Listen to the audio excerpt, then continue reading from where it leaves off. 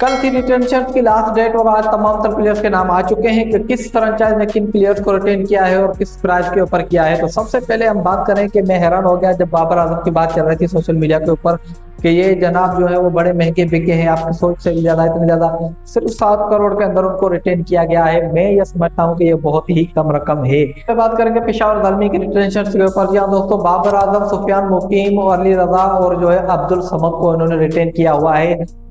मां सदाकत, सैम अयूब को इन्होंने जाने दिया है। मां सदाकत की बहुत ज्यादा वैल्यू थी, सैम अयूब की बहुत ज्यादा वैल्यू थी, लेकिन सैम अयूब और जो है बाबर आजम की आपस में टक्कर हो रही थी, जिसकी वजह से उनको सैम अयूब को रिलीज करना पड़ा।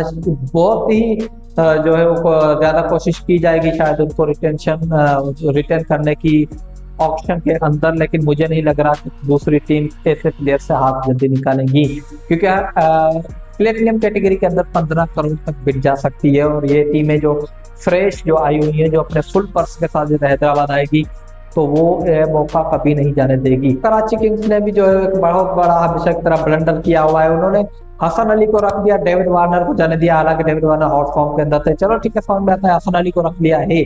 लेकिन उन्होंने जो है खुशदिल शाह को रिटेन किया है, वो भी 3.5 करोड़ रुपए में।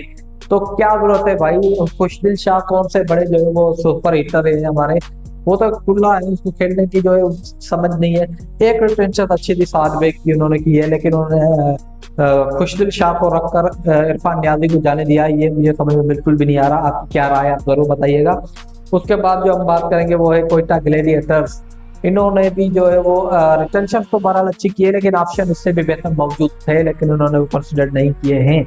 उनमें से सबसे पहले जो मैं बात करूंगा वो उन्होंने अबरार अहमद को रखा हुआ है। ठीक है, अपने मोहम्मद आमिर को जाने दिया, लॉन्ग टर्म के लिए आपका प्लान है, लेकिन आपने दूसरी पिक भी एक स्पिनर की कर दी है। जी हाँ दोस्तों, वो भी ओस्मान तारिक, जिसके ऊपर हालिया में बड़ा तंत्री जो है वो तंत्र का शिकार है कि शायद उनके ऊपर बैन भी लग सकता है, शायद इनकी जो है गेम आगे क्या है, क्या फ्यूचर है, कुछ अभी तक मालूम नहीं है, लेकिन उसको रिटेन किया गया है।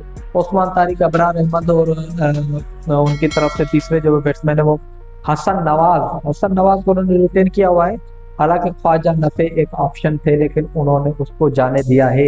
तो इसके बारे में भी आप सोच सकते हैं कि कितनी बड़ी बेवकूफ़ी होगी इस बार ख्वाजा नफे को जाने देना। इस्लामाबाद यूनाइटेड के पास भी ऑप्शन ही ऑप्शन था, लेकिन उन्होंने एक प्लेयर ऐसा पिक कर लिया कि मैं खुद हैरान हो गया। एक नहीं बल्कि 2 आप कहेंगे, क्योंकि एक उन्होंने शादाब खान उठा लिया। डेफिनेटली उनको शादाब खान को ही पिक करना था, क्योंकि शादाब खान जो है उनके साथ एक क्लियरिटी बनी हुई है, बॉन्ड बना हुआ है उनका, लंबे अरसे से उनके कैप्टन रहे हैं, तो वो नहीं चाहता कि हमारा जो कैप्टन हमसे टूटे। तो हो सकता है कुछ प्लेयर्स वो पिक कर ले दोबारा ऑप्शन के अंदर, लेकिन 6 प्लेयर्स प्लेटिनियम में थे, तो शादाब भी उनकी तरफ से पिक हुए हैं। उसके बाद नसीम शाह, आगा सलमान, इमाल वसीम और दूसरे जो प्लेयर नवाज थे, वो सारे ही उनकी तरफ से रिलीज कर दिए गए हैं ऑप्शन के लिए। लेकिन यहाँ पर फैसला जो है वो दूसरी जानब हुआ, सलमान इरशाद को रख लिया गया।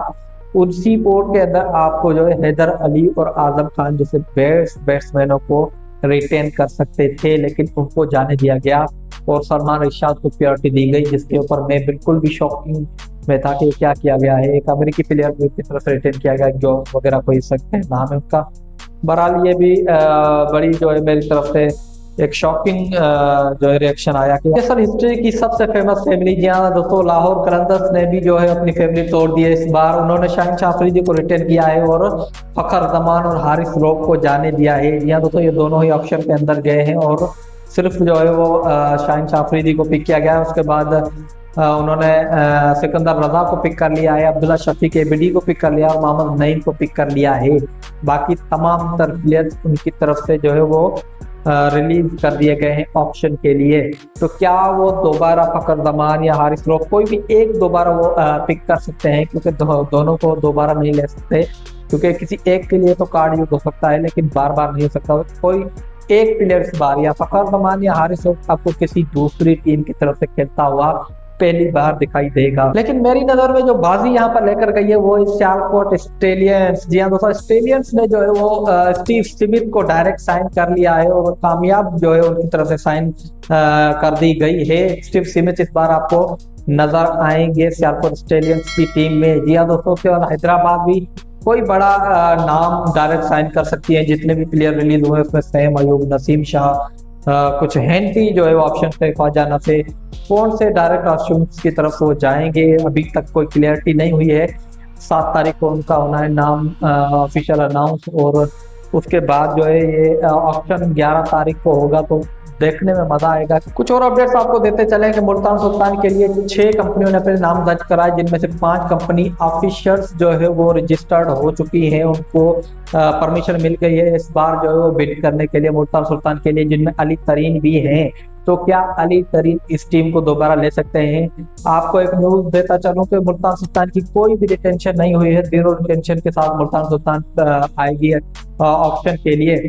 तो क्या मुल्तान सुल्तान किसी और ओनर के पास जाने जा रही है? क्योंकि अगर मुल्तान सुल्तान के वही सेम ओनर अली तरीन होते, जो कि सुनने में आता है 200 करोड़ तक भी जाने के लिए तैयार हैं, मुझे ये लग रहा है कि शायद यहाँ पर भी जो है वो ईगो मोहसन नकवी का सामने आ चुका है। वो नहीं चाहते कि मैं दोबारा सेम जो है वही ओनर लेकर आऊं जिन्होंने हमें जलील किया है जो है पिछले महीनों में।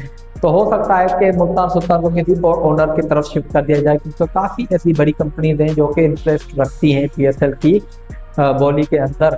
और सबसे बड़ी कंपनी वो भी है जो कि ब्रॉडकास्टिंग इस बार ले चुकी है पीएसएल की ओवरसीज के लिए 149 इंक्रीज के साथ। या दोस्तों वेल कंपनी भी इस बिड में शुमार होगी, तो आप सोच सकते हैं कि बहुत ज्यादा पैसा लगने वाला है मुल्तान सुल्तान के ऊपर। इन तमाम तर अपडेट्स को देखते हुए आपको क्या लगता है, क्या इस बार ऑप्शन सबसे ज्यादा एक्साइटिंग होने वाला है या नहीं? आप अपनी राय कमेंट सेक्शन के अंदर जरूर बताएं और हमारे चैनल को सब्सक्राइब करना ना भूलिएगा। Thank you.